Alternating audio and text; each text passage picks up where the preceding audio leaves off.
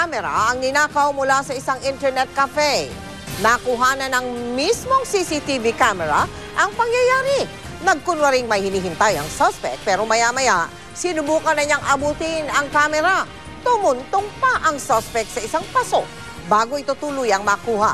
Umaasa mga pulis na makakatulong ang nakuhang video ng camera para maaresto ang suspect.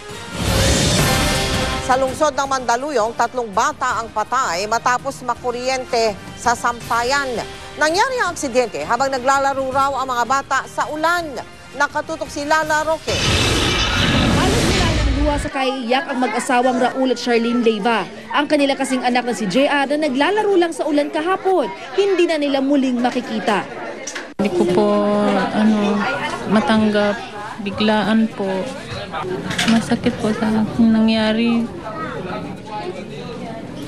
Isa si JR sa 3 batang nasawi matapos umanong makuryente sa sampayan ng kanilang kapitbahay sa kasagsagan ng ulan.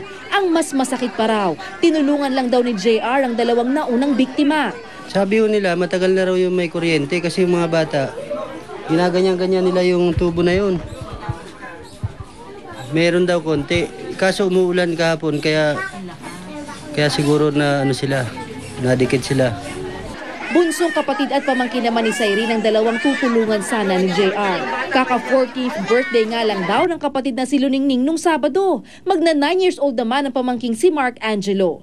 Nagbabakasyon lang daw sa kanila ang 2 at naisipan nilang maligo sa ulan kahapon. Taga Batangas po. Rosario po. Pauwi na po sana sila sa Webis. Dapat po makipag-usap po sa amin, hindi man lamang po nakipag-usap. Tangi ang kandila na alay ng mga kapitbahay nila nasa pinangyarihan ng aksidente ng amin itong balikan. Dito raw sa sampayang ito na kuryente ang 3 biktima. Kung ating makikita, merong pang wire na natitira kung saan ito raw ay nakakonekta sa loob ng bahay na ito. Ang isa pang kapitbahay na doktor nakita raw ang pangyayari. Nagtangka pa raw siyang tulungan ng 3 bata. Tumakbo na ako pero hindi ko pwedeng lapitan kasi nakita ko there was a live wire. Dahil basa pa yung baha, nangingisay na talaga. Sa spot report ng pulisya, kinilala ang may-ari ng bahay na si Linda Manikdaw. Pinuntahan namin ang may-ari ng bahay na inirereklamo pero walang tao sa bahay. Desidido naman ang mga pamilya ng biktima na magsampa ng kaso laban kay Manikdaw. Lala Roque, nakatutok, 24 oras. Tinasa na ang multa sa mga mahuhuling jaywalker o yung mga tumatawid sa maling lugar. Mula 100 piso, doble na. 200 piso na ang multa. Nakatutok si JP Soriano. Kuha ito ng CCTV ng MMDA kamakailan. Nahagip ng taxi ang isang lalaki na may kasama pang bata sa isang bahagi ng Shaw Boulevard. Walang pedestrian lane sa lugar at bawal tumawid doon. Sa kabila nito, marami pa ring tumatawid at tila nakikipagpatintero sa mga sasakyan. At para maiwasan na ang mga pasaway, nagdesisyon ang MMDA Council na taasan ng multa ng mahuhuling jaywalkers o yung tumatawid sa maling lugar. Mula 100 pesos, itinaas na sa 200 pesos ang multa. Ipatutupad ito sa lahat ng lungsod sa Metro Manila, maliban sa Quezon City na nagpapatupad ng 500 pesos minimum fine sa jaywalkers. Magkakaroon rin ng single ticket para dito na tatawaging Pedestrian Violation Receipt o PVR. Sa halip na community service, a-attend ang mahuhuli ng disaster preparedness seminar. Aminado ang MMDA na masyadong maliit ang 100 pesos na multa kaya marami pa ring pasaway. Discipline siguro. 54% na yung pedestrian accidents. Sa tala ng MMDA noong 2011, umabot sa mahigit 5,000 ang nasugatan mula sa mga pedestrian-related accidents. 181 ang namatay. Sa bahagi ito ng EDSA Taft northbound sa Pasay, nakapaskil ang malaking bawal tumawid at nakamamatay. May footbridge din sa paligid, pero mailan pa ring nangahas na tumawid sa EDSA. Alam niyo po bang bawal tumawid dito? Ay, ngayon ko lang napansin kasi lagi ako nagmamadali kapag papasok. Sir, alam niyo bang bawal tumawid? Hindi kasi alanganin yung baba namin sa jeep. Ang isang nakikitang dahilan ng Metro Mayors, ang dumaraming vendor sa kalsada na umuukupa na sa mga tawiran. Yung monumento, maliit yung punong-puno ng sidewalk vendor. So, saan sila dadaan? Hati naman ang reaksyon ng ilan sa pagtaas ng multa sa jaywalking. Hindi ako pabor, masyado nang malaki yon. Tumawid lang naman eh. Pwede rin. Oh, bakit po? Para hindi sila tumawid. Madala. JP Soriano, nakatutok, 24 oras. Si Mel Tiangco, ang inyong kapusong totoo. Sa ika-16 na taon ng proyektong Unang Hakbang sa Kinabukasan, 1,291 Grade 1 pupils sa Surigao del Sur ang nabigyan natin ng gamit pang eskwela. At sa bawat paglalakbay, nabibigyan rin tayo ng pagkakataong matuklasan ang mga natatagong yaman ng kalikasan sa mga lugar na ating napupuntahan.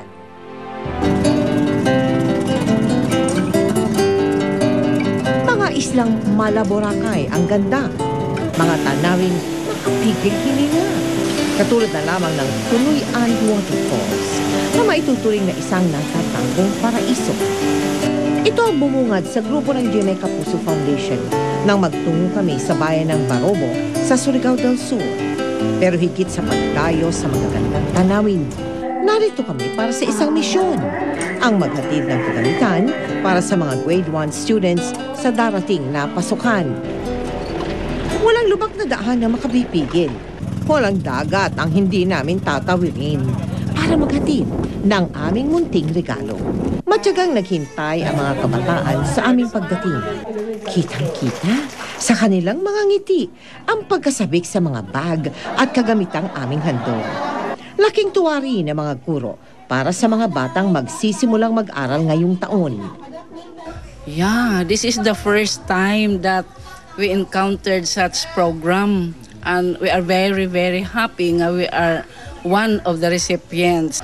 Yeah, sir, minsan nag-aral na, first day of school, wala pang gamit. Kasi hindi pa nakabili, kaya hindi agad nagpasok ang bata. Sa layo ng kanilang lugar, hindi raw inaakalang mapupuntahan sila ng GMA Kapuso Foundation. It's a dream come true, taga-GMA. Akala kasi namin, ma'am, sa TV lang lahat na ito mangyayari. And karon pinuod na jud, naging totoo na. Hindi rin maitago ng mga magulang ang saya sa regalong natanggap ng kanilang mga anak. Minsan walang kita yung asawa ko, walang maibili na pagkain at mga gamit. Kaya malaking bagay sa amin to na nabigyan kami ng mga gamit sa Kapuso Foundation. At sa mga bata,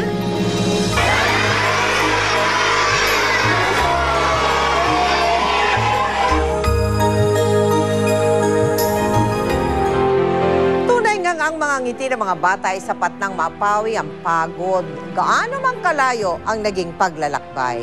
Bukas po, matutunghayan naman natin ang kwento ng Grade 1 pupils na nangangahas na manguha ng ginto para makatulong sa pamilya at makapag-aral. Samantala, patuloy po ang mga proyekto ng ang project na Unang Hakbang sa Kinabukasan sa iba't ibang panig ng bansa. Nagpapasalamat po kami sa Cebu Pacific Air sa taus-pusong pagtulong na maihatid ang mga school supplies sa Surigao del Sur at sa iba pang lalawigan na tutunguhin din ng Unang Hakbang sa Kinabukasan. Kung nais po ninyo maging bahagi ng project na ito, maaari po kayo makipag-ugnayan sa aming tanggapan o mag-log on sa www.kapusofoundation.com.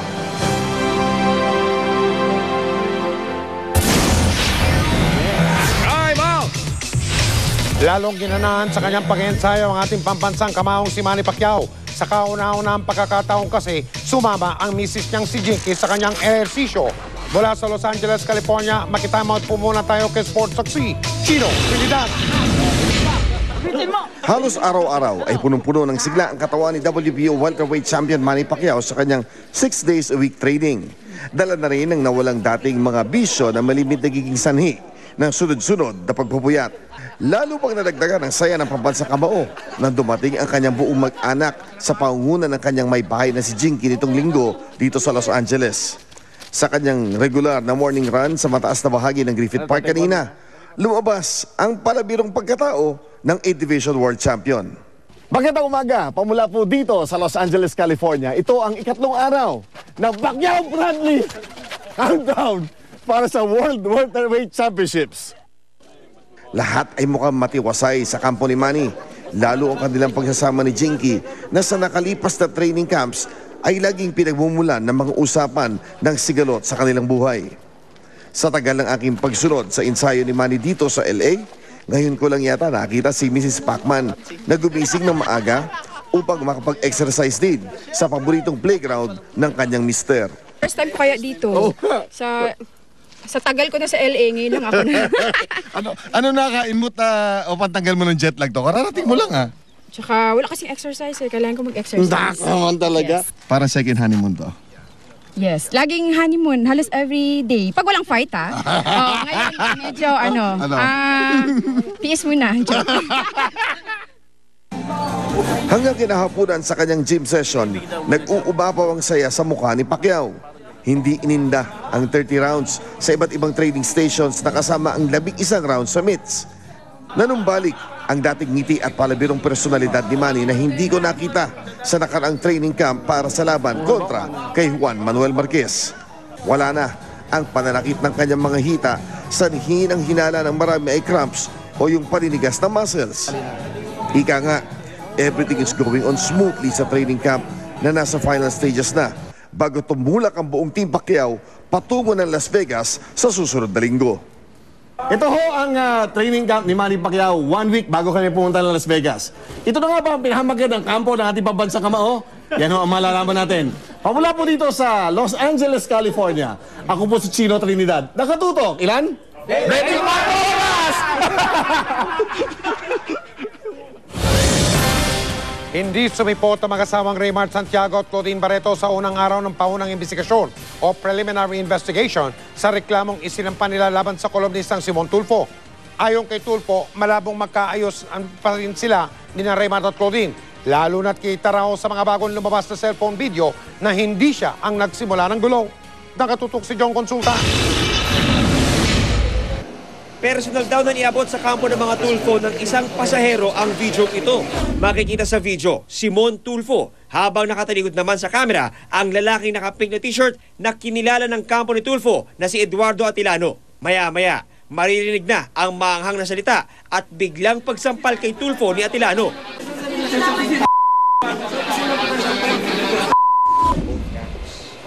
Ayon kay Tulfo, patuloy ang video ito na hindi siya ang nagsimula ng gulo. Tapos bigla na akong nakatanggap ng sampal. Yun ang pinaka-insulto na matanggap ng isang lalaki, yung sampal. Kaya nag-react ako. Malalaman ngayon kung sino yung agresibo, sino yung mga aggressors. For the video to be admitted as part of the evidence, sir, you have to, the court will summon the person who took the video. Okay na po ba, sir? Pumayag na po ba na haharap na in open court? In due time, we'll come to that. Pero nagtataka ang kampo ni Claudine at Raymart kung bakit iilang segundo lang ang bagong video na ito at nakapabor lamang kumano kay Tulfo. Huwag po tayong basta humusga doon sa mga nakikita natin sa mga internet sites. Tandaan po natin na tigi-ilang segundo lamang po yung nakikita natin. Kung maaari nga po, inuulit namin yung aming pahayag noong una pa man na kung sino man yung nakakaalam at mayroong video ng buong pangyayari, ilabas na lang po natin at tulungan po natin na malabas yung katotohanan. Kanina, nakatakda ang preliminary investigation ng Pasay prosecutor sa reklamong physical injuries at paglabag sa child abuse o RA 7610, isinampan ng mag-asawang Claudine at Raymart laban kay Tulfo. Pero hindi dumating ang mag-asawa. Nagtataka man sa hindi pagsipot ng mag-asawang Raymart. Tinanggap na lang ni Mon ang kopya ng reklamong inihain sa kanya. Pero malabo raw magkaayos sila ni na Raymart at Claudine. Pinupush ng ibang grupo na magkaroon kayo ng reconciliation with their camp sa ngayon? Sa ngayon malabo eh. Malabo. At saka kailangan nilang pagdusahan yung kailangan mabigyan ako ng hostisya. Naghain din ng motion to consolidate ang mga abogado ni Tulfo para pag-isay na lamang ang reklamo ni Claudine at reklamo ni Mon Tulfo para maging isa na lamang ang kaso. Tinawagan naman namin ang kampo nila Raymart at Claudine para hingan ng pahayag. Pero hanggang ngayon, wala pa kami nakukuhang reaksyon. John Consulta, nakatutok, 24 oras. Susunod! Nako! Kawawang mga kambing na yan, pilit pinasakay sa motosiklo. Pinagkasya. Loko na. Solen News Up ang bagong Dabarkad sa Itbulaga. Mapapanood ninyo sa pagpapatuloy ng 24 oras.